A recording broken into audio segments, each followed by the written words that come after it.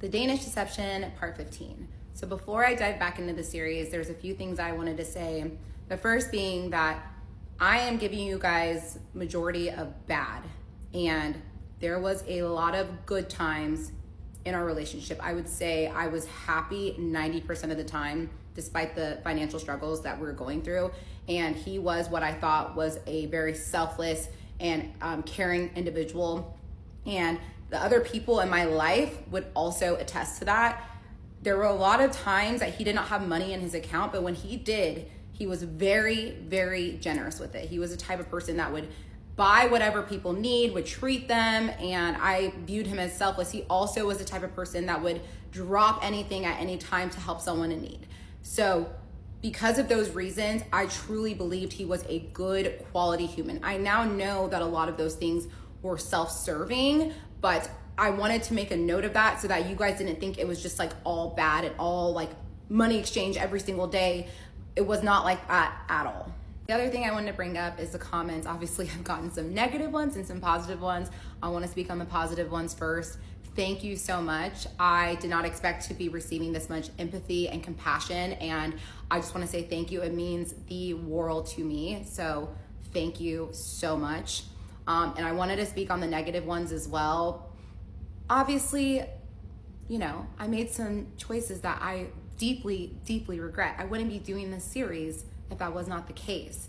And there's not a single comment that's worse than anything that I have told myself already. Listen, I was a Black woman on The Bachelor. I have a thick skin for that reason. So these messages and these comments that are negative, it doesn't faze me at all. Honestly, I couldn't care less. I am prioritizing protecting others over my own self-preservation, and I will never regret that. But what does bother me is there are other victims that are reading these comments and they are feeling like they need to keep silent because they're worried about how other people will perceive them. And when you silence other victims, you are now giving the power back to the predators, and that is what I'm not okay with. So I challenge the people that are making the negative comments to reflect on what you're saying and to make sure we're all keeping the big picture in mind. We are trying to make sure victims can stand up and find their voice, and we can prevent this from happening to other people. That's all. Okay, I know enough talking. Let's get back to the series. So Crypto tells me he's going to hire a PI to look into my ex. I was 100% on board with this. I did not tell my ex this was being done. So those few days where I was waiting for the results, I remember just being so nervous. I'm like, I don't even know what's gonna come up. Like, I feel like, do I even know this man? And so after a couple days, Crypto sends me a text and he says, okay, here are the preliminary findings. The first thing was that there was no criminal history found whatsoever. So that made me feel a little bit good because I was like, okay, maybe this situation with Crypto is kind of like an isolated incident and it's not like as bad as I think it is. Like, he didn't like con like a ton of people in Denmark. And then the big thing that he found was that my ex did not go to the Olympics, not once and not twice. And when I found this out, I was sick to my stomach. And the first thing that I felt was embarrassment because, like, why did I not look this up? And I think the reason why I didn't look it up is because the way he downplayed it, like, oh, I didn't play, I was like backup of the backup. It just was like an afterthought to me. It's also why I didn't like bring it up to other people. There's a lot of people that didn't even know that he mentioned that he went to the Olympics because I didn't really talk about it because it was like I said, it was an afterthought. And so I was just deeply upset by this information. Just to know that someone could lie about something like this, I was like, this is truly sick. When I received this message, I was at an open house, and luckily it was a vacant house and there was no one in this home, so I had my time to do some research. And I started looking through our WhatsApp messages and videos, trying to just reflect on all the things that he told me. And I see the photos that he sent me of his apartment in Copenhagen, the one that he had sold a year prior. And so I downloaded the photos and then I reverse Google image searched them, and it pulled up an interior designer's home in Germany. And that just fully sent me completely, because obviously this is a house that he just purchased and sold and made that $500,000 in profit, and half of it went towards the tax bill and half of it went to his friend's plumbing business. And so I'm just like, this is so sick and disgusting. I can't believe someone would have the audacity to lie about this. So I go back home. He actually was at the gym, so I'm just home spiraling, waiting for him to get back. And he walks in, and the second he walks in, I immediately say, I need you to sit down, we need to have a talk. And he automatically looks kind of annoyed. He's like, what now? Because obviously we'd been going through really going through it the past week with like finding out about his addiction. He's been going to GA meetings. I've been wanting to talk about his addiction all day, every day, because I want to get as much information as possible. And so he's just like, I'm drained, I'm tired. I'm like, sit down, we need to talk. So he sits down and I say, did you go to the Olympics? And he goes, yes, I did. I go, no, I'm gonna ask you one more time. Did you go to the Olympics? He goes, I went to the Olympics. So I say, okay, well, I'm going to give your mom a call and I'm gonna verify it with her. So I pull up my phone and I dial her number. It actually rings once.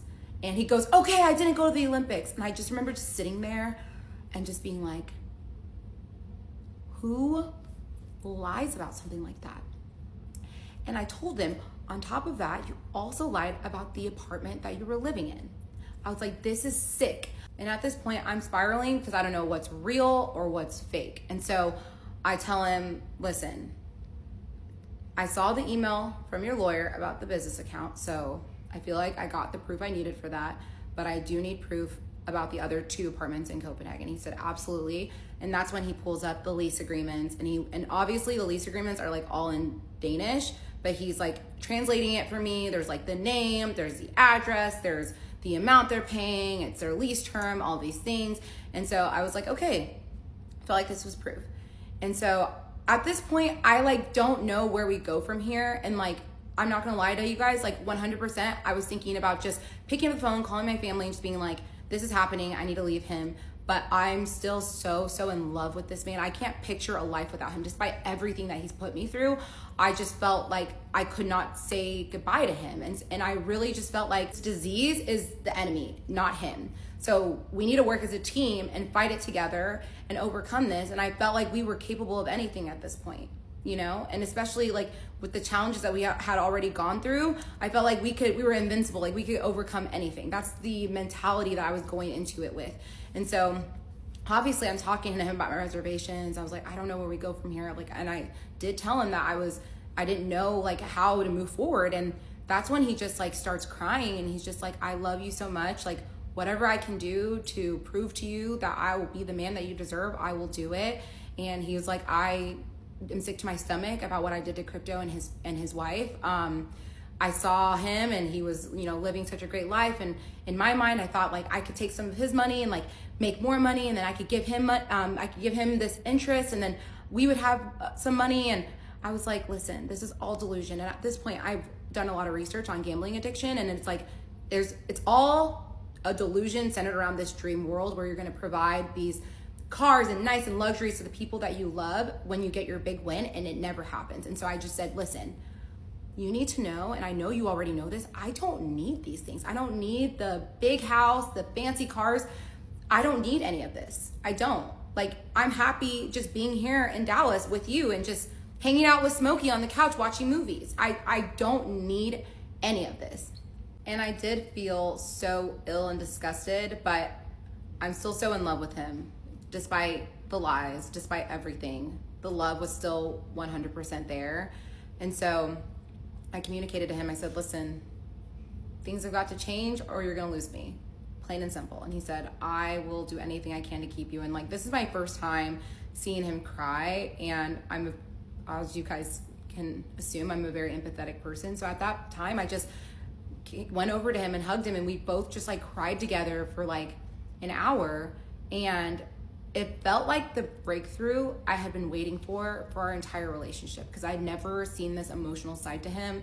And I felt like, okay, like we've had this breakthrough, now we can move forward. And so we had already had a trip booked to Colombia because he only could be in the States for 90 days. So we're like, where can we go that's affordable and you can reset the 90 days without having to fly all the way back to Denmark? And so we went to Cartagena, Colombia, and it was a very affordable trip. And I know a lot of you are thinking like, how are you traveling?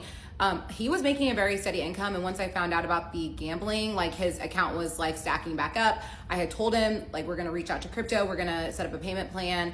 And I had told Crypto about the trip to Colombia that we had already booked so that I didn't seem like we were being disrespectful towards him. I had a feeling that he had had the ring for some time and that he was going to propose, and he knew that he could not propose to me with everything that was going on, and he needed to take time. And by the time we were going to Colombia, I felt like we were getting our lives back on track. We were obviously stacking up our money again, and I felt like he was being open and honest with me. He would talk to me about his addiction. He was going to GA meetings every single week, but I still did not feel comfortable accepting a proposal unless he made amends with crypto and crypto's wife. And so I told him the day before we went to Colombia, I said, we need to go and have a sit down conversation with crypto and crypto's wife. And obviously I realize now that my ex should have been the one to suggest that we go make amends with crypto and crypto's wife. But regardless, we go there the day before we go to Colombia, we go to their house and we sit down in front of crypto and crypto's wife, and I will pick back up in part 16.